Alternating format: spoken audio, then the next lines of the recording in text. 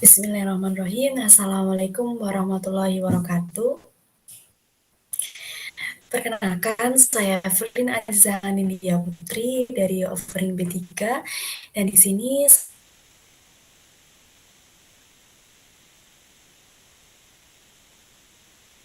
baik langsung saja. Yang pertama yang saya jelaskan pada hari ini yaitu mengenai ada 4 subbab. Yang pertama adalah mengenai pengertian hak asasi manusia.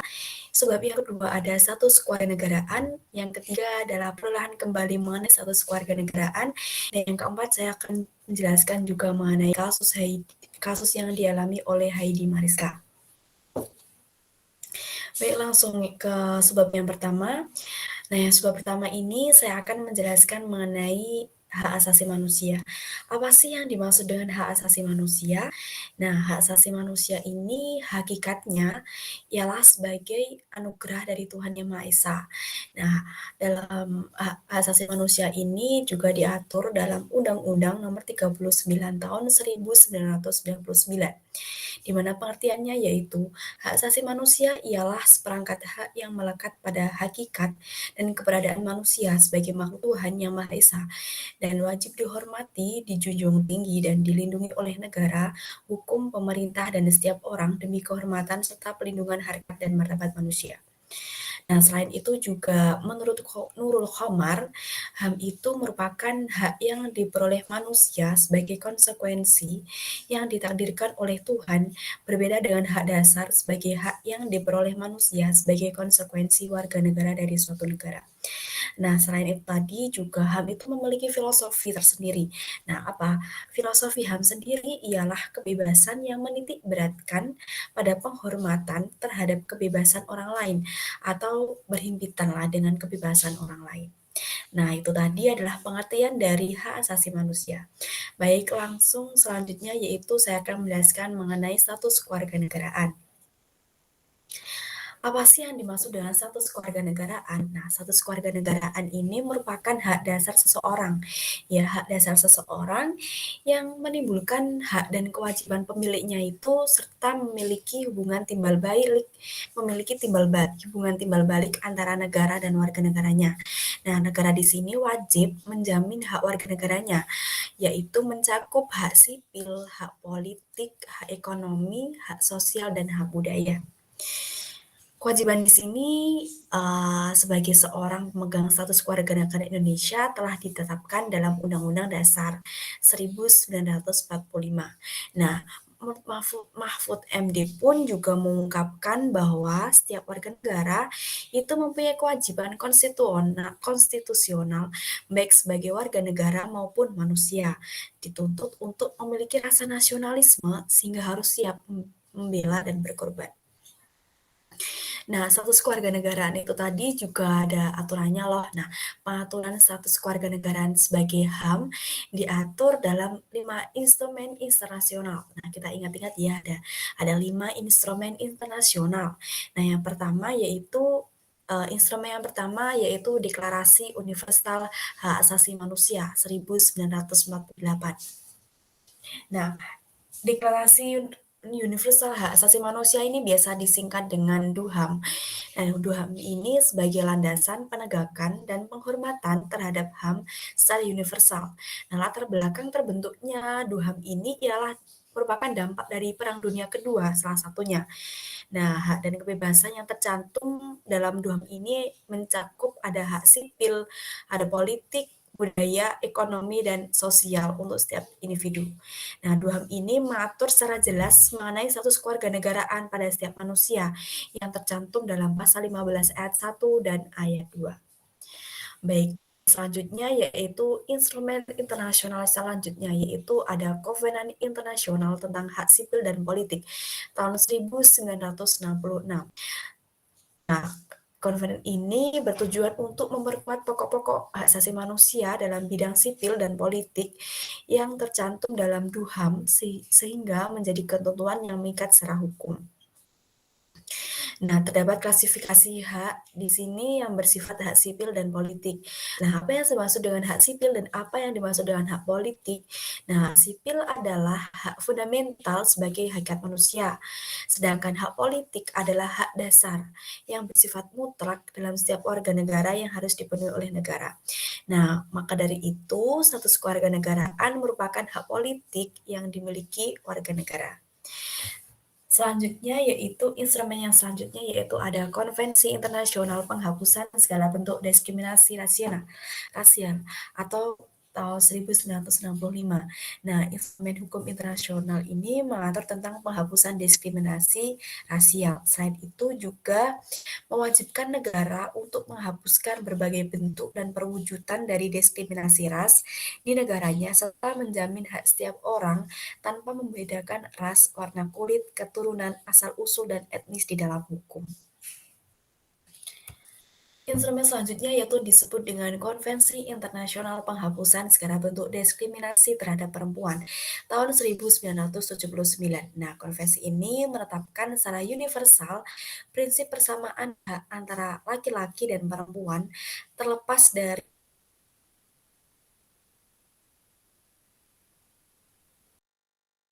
undangan secara nasional yang melarang diskriminasi dan memberlakukan tindakan khusus untuk pelaksanaan kesetaraan laki-laki dan perempuan. Nah, hal ini diterangkan dalam pasal 9 ayat 1 dan ayat 2.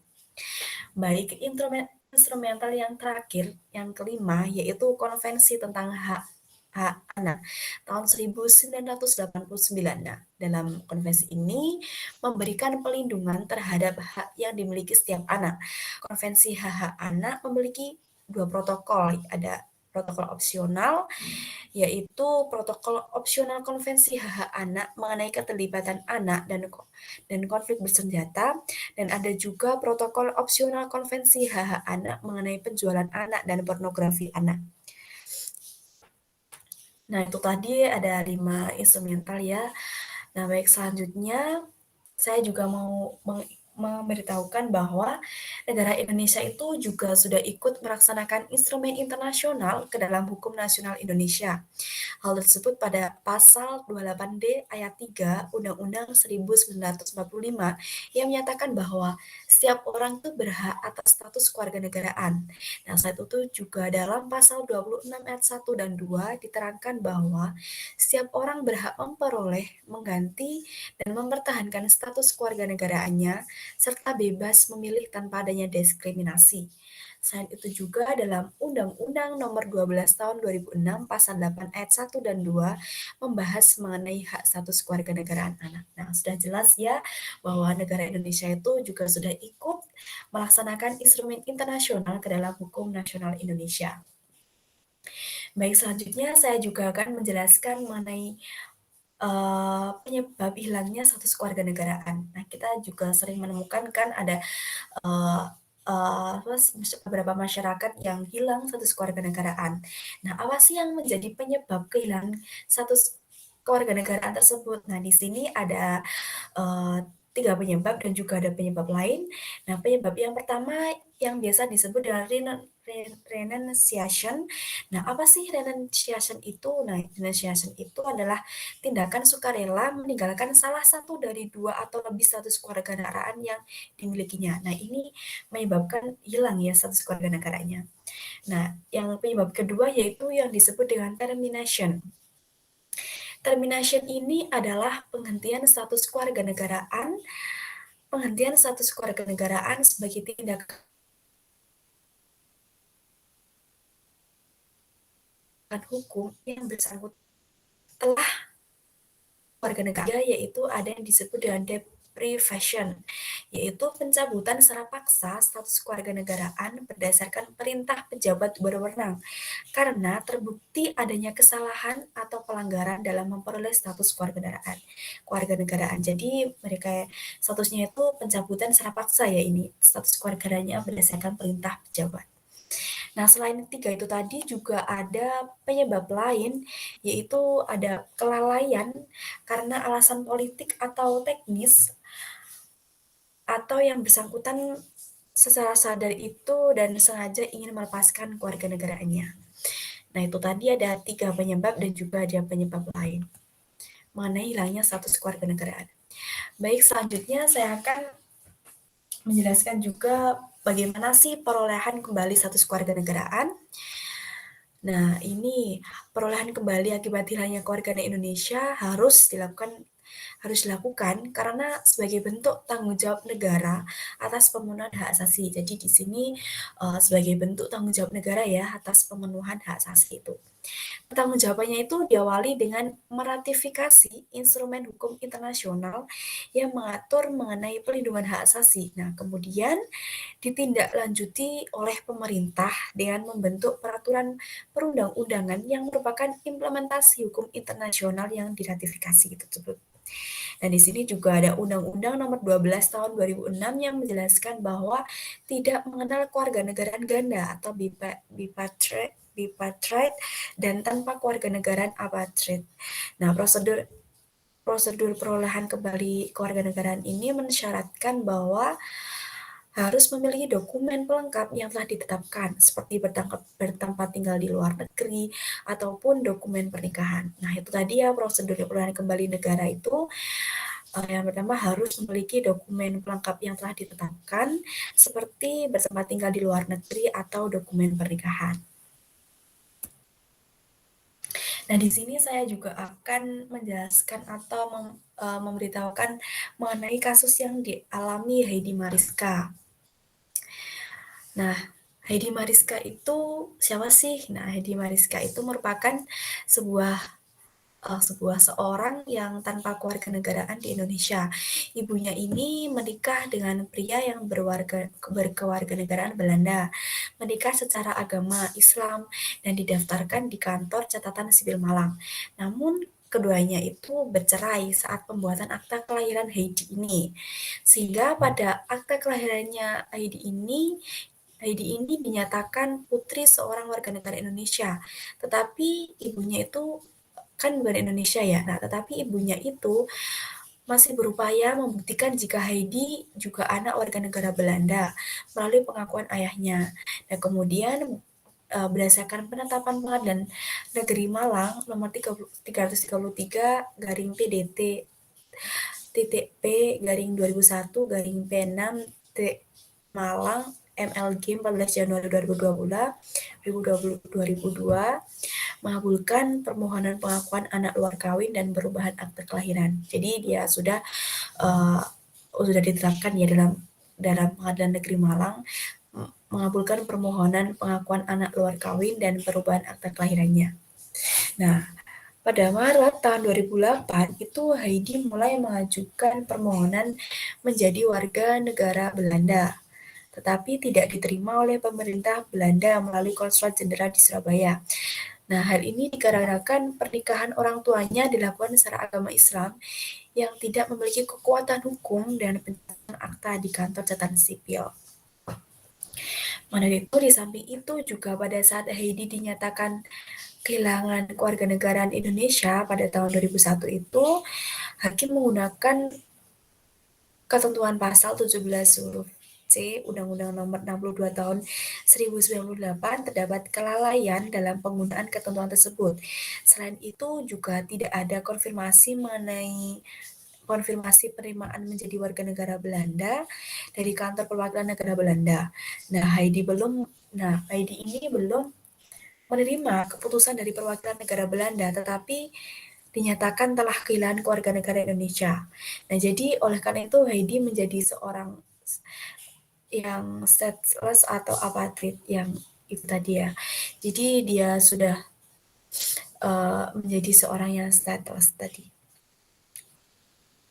Nah, status kewarganegaraan Heidi Mariska yang hilang tersebut harus segera dikembalikan kan ya sebagai bentuk pertanggungjawaban negara terhadap pasal 28 ayat 4. Nah, upaya yang dilakukan ini tuh ialah upayanya permohonan pembatalan keputusan tata usaha negara dengan alasan hak konstitusional serta perubahan kondisi atau ketentuan perundang-undangan tentang kewarganegaraan.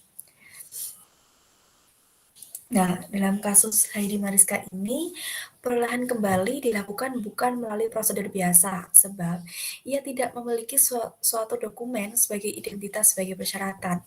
Oleh karena itu, perolehan kembali dilakukan dengan pengaturan khusus tanpa prosedur yang ditetapkan peraturan perundang-undangan.